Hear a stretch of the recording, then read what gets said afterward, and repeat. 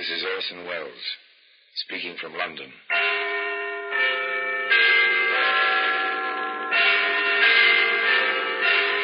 The Black Museum. The repository of death. Yes, here in the grim stone structure on the Thames, which houses Scotland Yard, is a warehouse of homicide, where everyday objects, a skillet, a screwdriver, a photograph, all are touched by murder.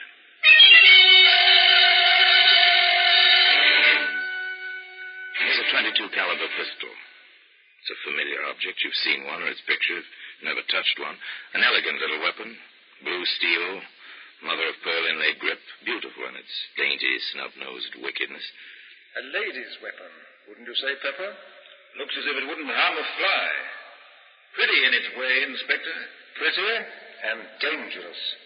There ought to be a law forbidding the manufacture of these toys. Every one of them is capable of death. Well, today, this little blue .22 can be found among the exhibits in the Black Museum.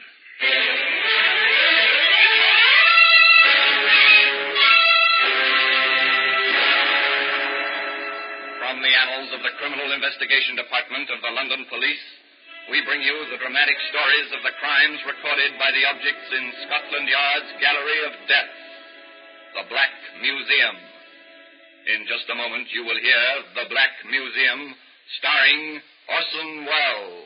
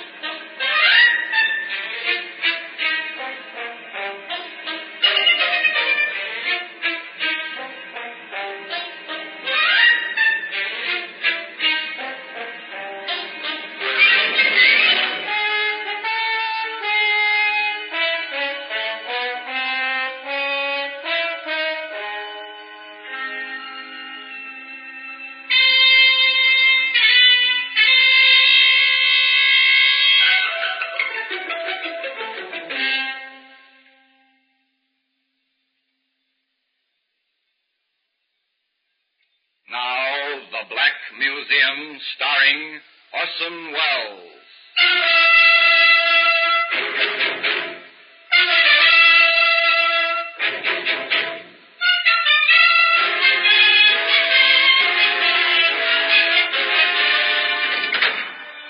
Well, here we are in the Black Museum.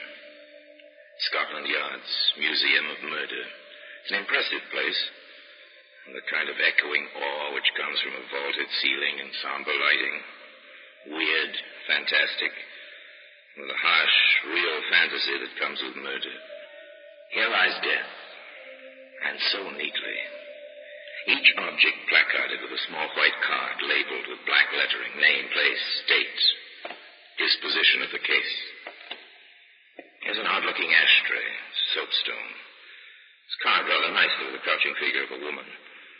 Something decorative for your living room, but observe closely now the red-brown stain on the rim.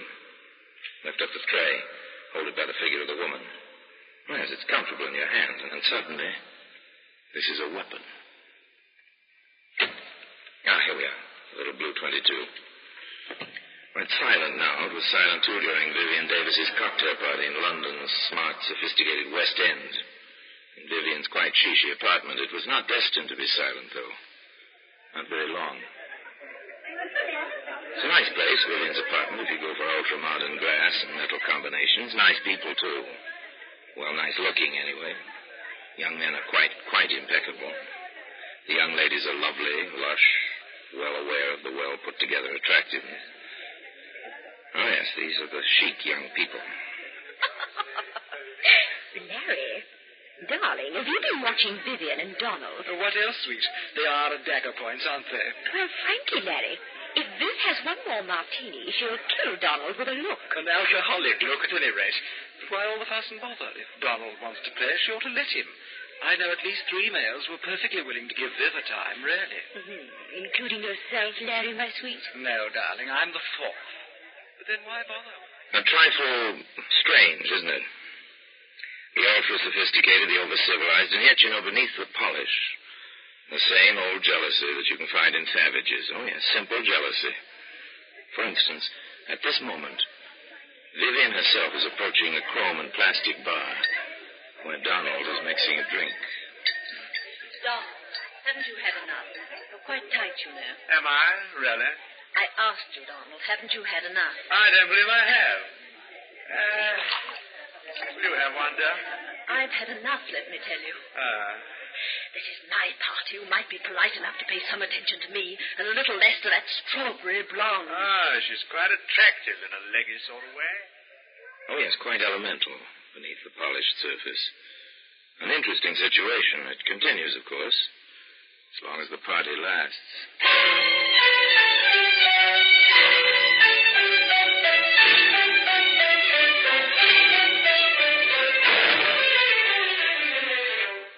It continues, as a matter of fact, well past the end of the party, even to the moment when May and Larry are making their farewells. The last of the guests to go. It was simply marvelous, Viv, darling. Just delightful. I always adore your parties, Viv. The liquor flows like water. Oh, thank you both for coming. My little parties wouldn't be the same without you. Isn't that so, Donald? Huh? Yes, of course. Coming, Donald Lawson? Well, I don't exactly... Oh, Larry, please. What? Oh, put my foot in it, haven't I? I'm sorry, old man. Au revoir, Viv. Let the martinis run again sometime soon. Bye, darling.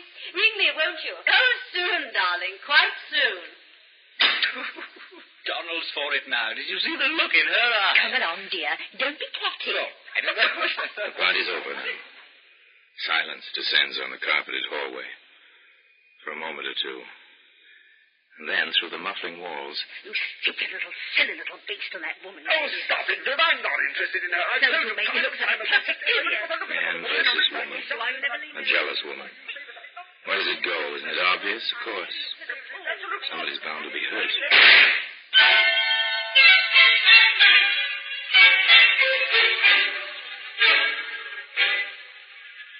Inspector Summers and Detective Pepper arrive quickly from the yard.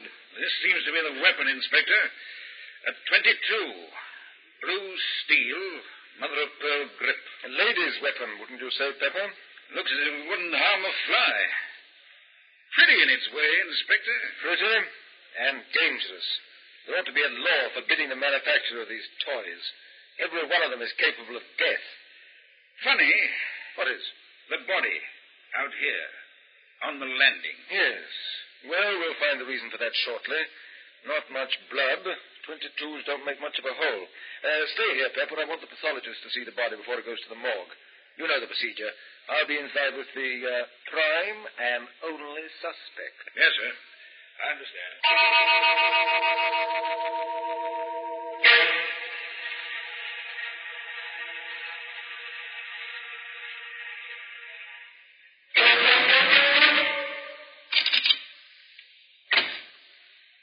All right. Tell me how it happened. Don't you dare to talk to me like that. Take hold of yourself, Miss Davis. I need the answers to a few questions. I answer that. Don't you dare. That's my telephone. Yes? Oh, this is Inspector Summers of Scotland Yard. I see. I'm sorry, Lady Munsey, you can't speak to your daughter just now. Yes, she'll be coming down to the yard. You can come there if you wish. Goodbye. Now will you leave me alone? You know who my mother is. Which do you prefer, to answer my questions here or to come down to the yard? I refuse to answer anything. That won't look well in the report, miss. Oh, get out of here. Get out. Take Get hold of out. yourself, Miss Davis. I told you. Donald and I were arguing. I suppose I grabbed the gun from under the pillow where I keep it. He tried to take it away from me. The next I knew, there was a shot and he was mumbling something about a doctor. And then he was dead. Oh, now leave me alone. Leave me alone.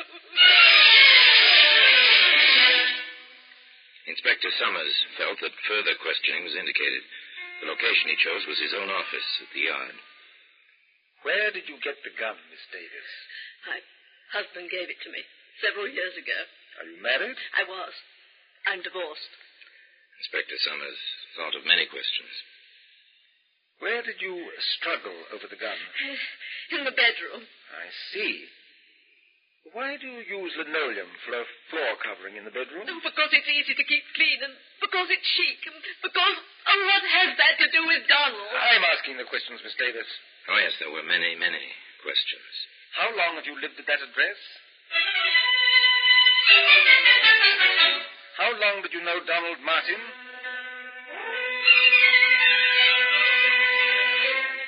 Have you ever bought any ammunition for that gun?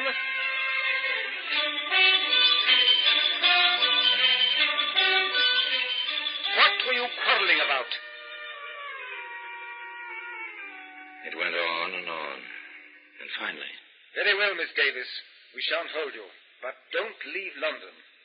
And your mother is waiting for you. You'd better go home with her. We're sealing your apartment.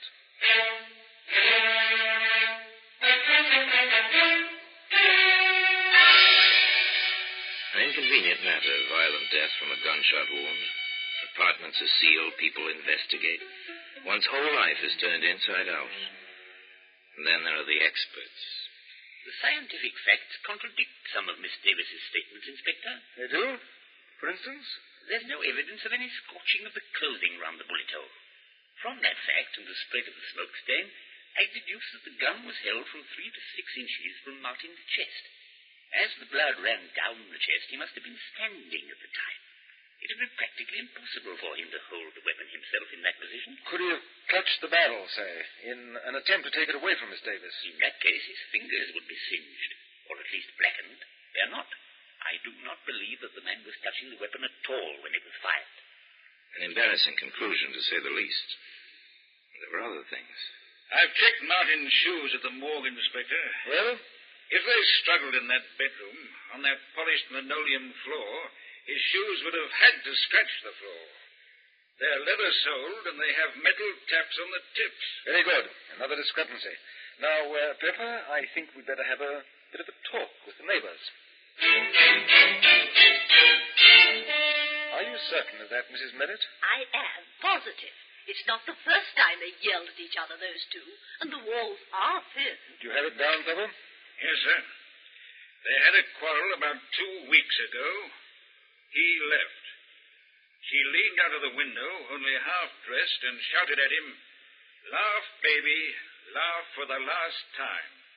And then she fired a gun at him. Thank you. Now then, Mrs. Merritt, before the shot last night, did you catch any of the words they said? His? Oh, no, sir. But, well, her bedroom is next to mine. And I heard her say, as clear as day, and at the top of her lungs, "I will kill you." Thank you, Mrs. Merritt. Anything else? No, sir. Very well. Let's go, Pepper. All right, Pepper. I think we have the makings of a case. Pick her up. We'll book her for willful murder. And today, the little blue 22, which was to play such an important part in the case, can be seen among the other exhibits in the Black Museum. In just a moment, we will continue with The Black Museum, starring Orson Welles.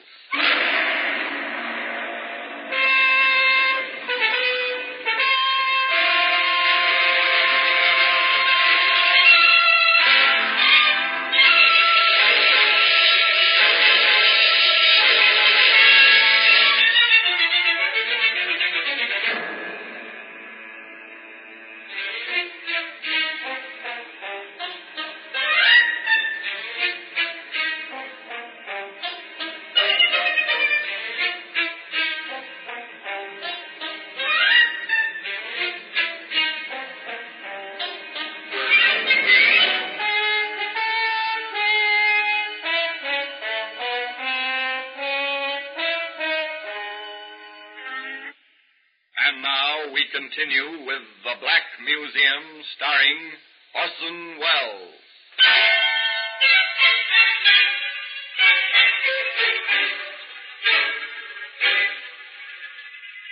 As the inspector said, they thought they had a case. The evidence was piling up. Vivian Davis was arrested. Her defense counsel was a distinguished member of the bar. The prosecutor assigned was no less brilliant. But some of the conversation about the case was well, a lot less brilliant. Why, if Larry and I had stayed, we might have seen the whole thing. And darling, those letters. Imagine leaving letters like that lying in your bureau drawer, where anyone might find them. And do you suppose the prosecution will use them for evidence? This is one trial I simply shall not miss. Let me say here and now, if May owns a gun, I'm walking out, and at once. But Viv always was unstable, you know. That's the kind who'll pull a gun on you when you least expect it. Not for me, old man. Not for me. I always said she was no better than you'd think. Wild parties at all hours, firing guns around, drinking. Oh, I dare say the woman wasn't happy. But then who is? Now I ask you, who is? Poor Viv. I understand the food in prison is all starches. Seen the headlines? This is a juicy one, what? I be a witness. You don't say. Really now, you don't say. They tried the case in public gossip, long before it came to proper trial. And when the proper trial began, the courtroom was crowded naturally with bright young women and polished young men, the familiars of the defendant. This, however, failed to ruffle the solemnity of a British court. I shall permit no demonstrations. At the least lapse from proper decorum, I shall have the courtroom cleared. And that settled that. The trial proceeded. Vivian Davis, in simple black, sat in the dock between the two wardresses assigned to guard her. On the witness stand, the pathologist repeated his evidence and his conclusions for the prosecution. There was no cross-examination. With Inspector Summers, it was another matter. Inspector, you heard the prison doctor testify that when Miss Davis was admitted to the prison after her arrest, he found bruises on her arms and on one thigh. Yes, sir. And that such bruises might have been sustained in a struggle. Yes, sir. Very well. Now then, in your experience, have you found that when one person handles a gun, that person's fingerprints are usually found on the weapon? That has been my experience. However, if two parties struggled for possession of a certain weapon, would there be fingerprints? In most cases, no, sir. They tend to smudge or eliminate each other's prints. This weapon, which you've identified and which has been entered in evidence as Exhibit A, did you find this weapon at the scene of the alleged crime? I did. Did you examine it carefully? I did. Did you have it tested for fingerprints? I did. Did you find any? Yes, sir. How many sets? Only one set of prints. Now tell the jury, please, whose fingerprints were on that gun? Only my own. One more point, Inspector. You stated that you found a bullet in the wall of the bedroom. Correct? Yes, sir. Have you any reason to believe this bullet was fired on the night of the alleged crime? Could have been fired at any time, I suppose. Thank you, Inspector. That's all. Mrs. Merritt, the eager next-door neighbor, had her proverbial day in court. Yes, sir. Just as I told the inspector, she screamed at him, hanging out of the window only half-dressed, and then she fired a shot at him. Counsel for the defense spent little time in the cross-examination of Mrs. Merritt. Madam, did you actually see Miss Davis fire a pistol or gun of some sort at the deceased? I heard the shot after she yelled at him. You said she was only half-dressed at the time. Is that correct? Yes, sir.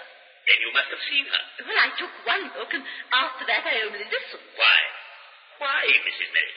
When a woman is in her condition, no other woman cares to watch her. I see. This is your opinion. It certainly is. Your Lordship, I respectfully request that the answers to the last two questions be stricken from the record as constituting an opinion and not evidence. Further, on the grounds that opinions are not warranted, as the witness is not qualified as an expert. Well... The clerk will strike the last two answers from the record, and the jury is instructed to ignore the testimony. Proceed. No further questions. Thank you, Mrs. Merritt. Back and forth, the battle raged, a battle for a woman's life. The case for the Crown was ably presented. The defense by cross-examination, by objections in the record, sought to upset testimony to establish points which could be played upon later, the climax of the trial, when Vivian Davis herself took the stand in her own defense. Now, Miss Davis, you understand the seriousness of this situation. Of course. I refer to the testimony that you once fired a gun at Donald Martin from your bedroom window. Is this true? No, it's not true. What did happen that evening? He'd come to see me. He'd asked me for money to pay a gambling debt, and I refused. We quarreled, and he left. I was furious, and I called to him from my window. Then I went back into the room and fired one shot to make him think I'd killed myself. What happened then? Oh, Donald... Mr. Martin came rushing back, and we were friends again. Miss Davis, have you ever pointed a weapon at Mr. Martin? No, never. Have you wanted to? No, never. Did you shoot him the night he died? No! Have you any recollection of his having spoken to you between the time he was shot and the moment he died? I'll never forget it as long as I live. What did he say? He said, I wish the doctor would hurry. I want to tell him that this was an accident. It's not your fault. He said it over and over. And then he was dead. Thank you, Davis. You're a witness. Pull yourself together, Miss Davis. Yes, sir. Very well. I submit, Miss Davis, that the truth of your first public quarrel is, as it was stated by a previous witness, that you did fire out of your window at Mr. Martin. Oh, no, never. I fired in the room. I wanted to frighten him. Miss Davis, is this your pistol? Yes. Is this the weapon which killed Mr. Martin? Yes. And on the night this gun, your gun, killed Mr. Martin, you had a quarrel, a second quarrel. Yes. You were, to put it simply, jealous of his behavior with other women. Oh, I was so jealous, I threatened to kill myself. You threatened to kill yourself? Yes. Then why did you shout, I will kill you? No, I never said that. What did you say, Miss Davis? I never said I'll shoot myself. The other, I never said. Why should I? I was jealous, but that was because I loved him. Oh, you've got to believe me. I loved him. I did.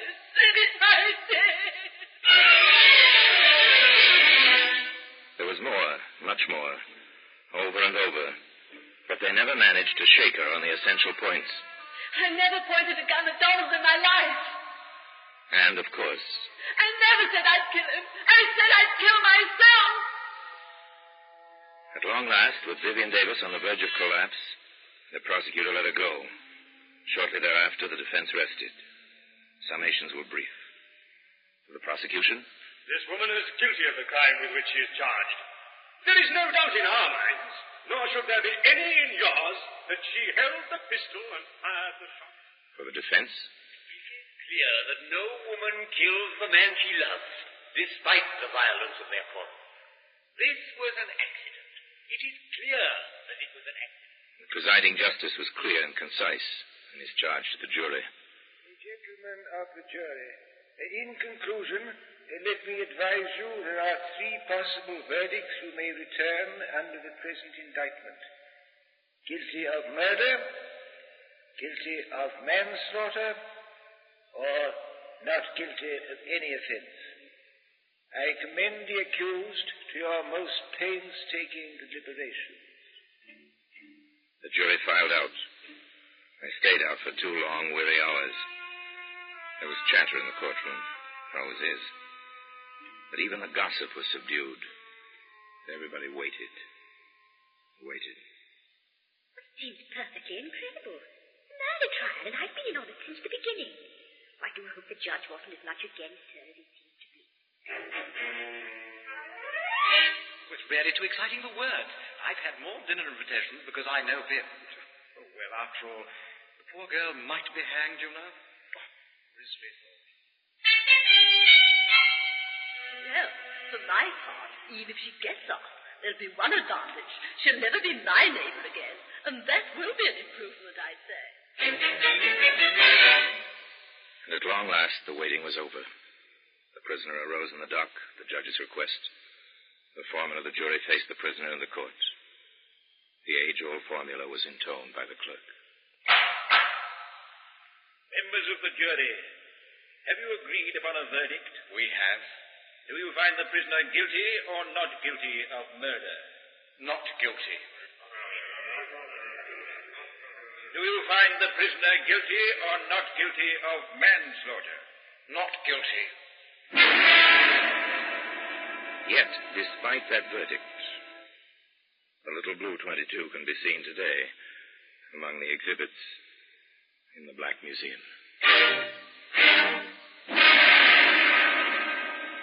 Orson Welles will be back with you in just a moment.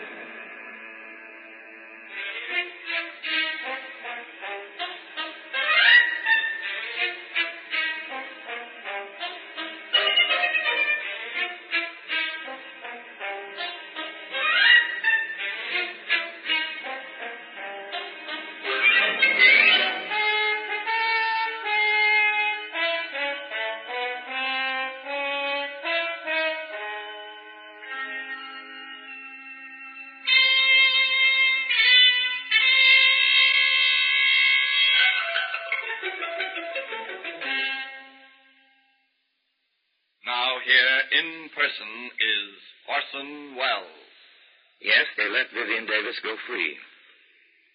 In many minds, the question was, and still is, did Vivian Davis get away with murder?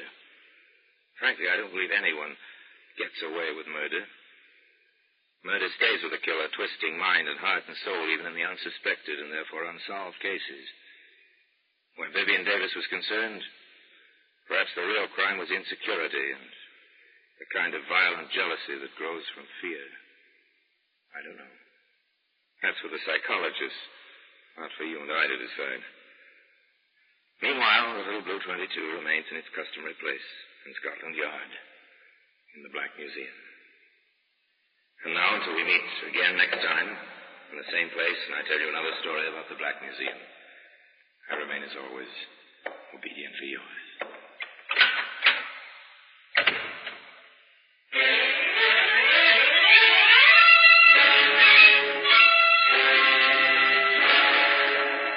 The Black Museum, starring Orson Welles, is presented by arrangement with Metro-Goldwyn-Mayer Radio Attractions. The program is written by Ara Marion, with original music composed and conducted by Sidney Torch. Produced by Harry Allen Towers.